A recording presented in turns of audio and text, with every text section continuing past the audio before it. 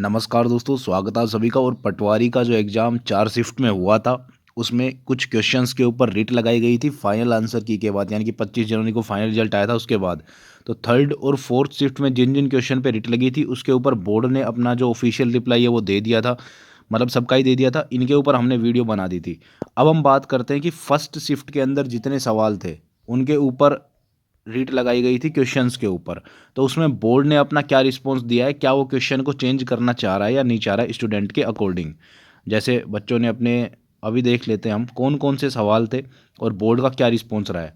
तो दोस्तों, जो मास्टर पेपर है फर्स्ट शिफ्ट का, यानी कि 23 अक्टूबर को सुबह जो पेपर हुआ था, उसमें पहला तो सवाल था ये जिस पे रिट लगाई गई थी, ये वाला था।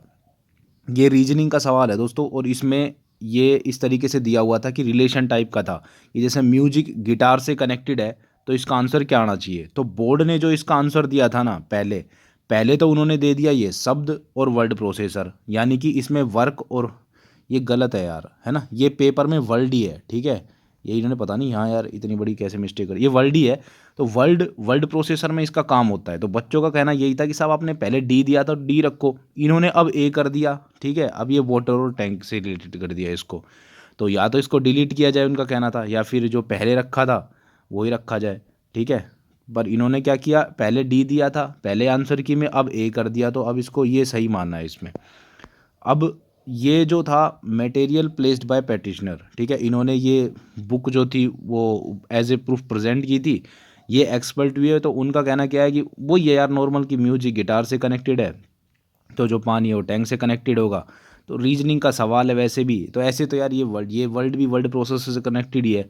वैसे भी रीजनिंग में तो ये बहुत कम ही मानते हैं, मतलब नहीं ही मानते हैं।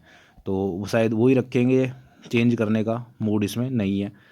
तो वो जो पहले था वही रहेगा। नेक्स्ट जो क्वेश्चन है वो है question number 86 master paper first shift का। उसमें ये इनपुट आउटपुट का लग रहा है, ये इनपुट आउटपुट का सवाल था।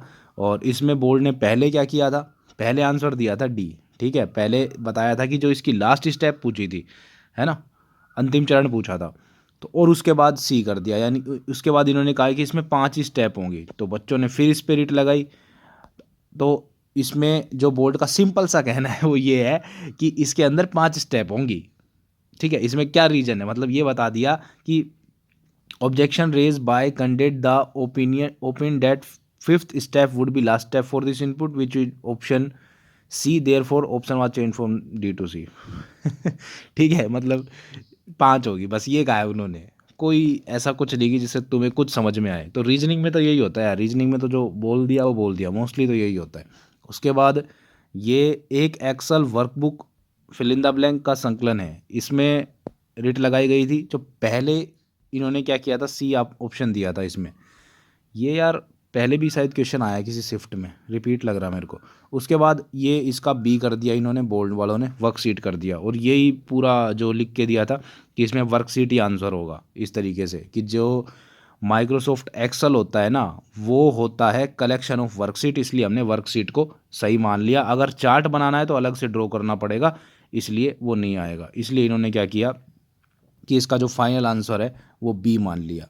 मतलब अब तक ये 3 सवाल में कोई चेंज नहीं किया इन्होंने, जो मतलब अपना एक पॉइंट दे दिया कि हम जो कह रहे हैं वही सही है। उसके बाद ये भी रीजनिंग का सवाल है। पानी को खाना कहा जाता है, खाने को पेड़, इस तरीके, पेड़ को आकाश, आकाश को दीवार। तो किस पर फल उगते हैं, ये था पहले।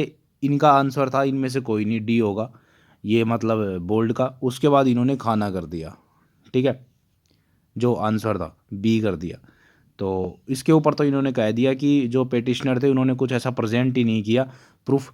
और यहाँ पर सीधा सा सिंपल सा जवाब है कि ऑब्जेक्शन को जब कंसिडर किया गया in the view of expert the correct option was change from D to B, है ना। रीजनिंग में या इंग्लिश में इनमें तो भिड़ना बहुत ही मुश्किल हो जाता है। उसके अलावा 2 सवाल और थे, 69 और 98, ये भी मैथ रीजनिंग के ही सवाल हैं। और इनमें इन्होंने कहा है कि जब हमने ऑब्जेक्शन का टाइम दिया था तो एक सिंगल आदमी ने भी इस पे ऑब्जेक्शन नहीं किया, और अब आप फाइनल की पे कह रहे हो कि इसमें चेंज करो। तो इस पे तो आपको राइट टू चैलेंज ही नहीं है, तो इसको तो हम कंसिडर ही नहीं कर रहे। यानी कि फर्स्ट शिफ्ट के अंदर भी बोर्ड कोई चेंज नहीं करना चाहता, ठीक है। उसके बाद ये पूरी पीडीएफ है, आपको टेलीग्राम चैनल पे अपने पे मिल जाएगी, उस पर आप देख लेना, पढ़ लेना। ये यार थोड़ी सी कोर्ट की लैंग्वेज है, ये आप समझ लेना। इसमें ना नीचे यही सब लिख रहा है कि एक्सपर्ट्स का व्यू अच्छे तरीके से देखा गया है और उसमें यही पाया गया है कि ये सारी चीज़ें सही लिखी गई है इस तरीके से, कुछ नहीं चेंज करना चाह रहे बेसिकली, मोटा मोटी ये बात खत्म। ठीक है, मतलब थर्ड फोर्थ में भी कुछ नहीं किया था, इसमें भी यही है। पीडीएफ मिल जाएगी टेलीग्राम पे, वहाँ पे चेक कर लेना। ठीक है दोस्तों, अब ये ऐसा नहीं है फिक्स है, ये पता है क्या है, अब 9 तारीख है ना आज, तो आज पेटिशनर अपना प्रूफ रखेंगे इसमें। ठीक है, ये तो क्या बोर्ड ने अपना रिप्लाई दिया है, ठीक है, ये जस्ट एक रिप्लाई है। अब इसके बाद पेटिशनर अब 9 तारीख को फिर अपना प्रूफ रखेंगे, अगर वो इन क्वेश्चंस में कुछ और निकाल के लाएं तो उसके बाद फिर बोर्ड को कंसिडर करना पड़ेगा और फिर जवाब भी देना पड़ सकता है। ठीक है, फिर उसके बाद कोर्ट की तरफ से जो होगा वो फाइनल डिसीजन होगा। ये नहीं है कि ये जो इन्होंने बोल दिया ये फाइनल है, तो इसके बाद फिर प्रूफ रखे जाएंगे, फिर इनको हो सकता है बोर्ड को प्रूफ देना पड़े, बाकी फिर कोर्ट के ऊपर है कि वो ऑब्जेक्शन को सस्टेन करते हैं या रिजेक्ट करते हैं। ठीक है, ये है मतलब आगे प्रोसेस चलेगी, और वो जो भी अपडेट होगी वो फिर हम आपको टाइम टू टाइम वीडियो के थ्रू बता देंगे। ठीक है दोस्तों, तो ये था, फिर मिलते हैं आपसे नई वीडियो में नए अपडेट के साथ, तब तक के लिए धन्यवाद।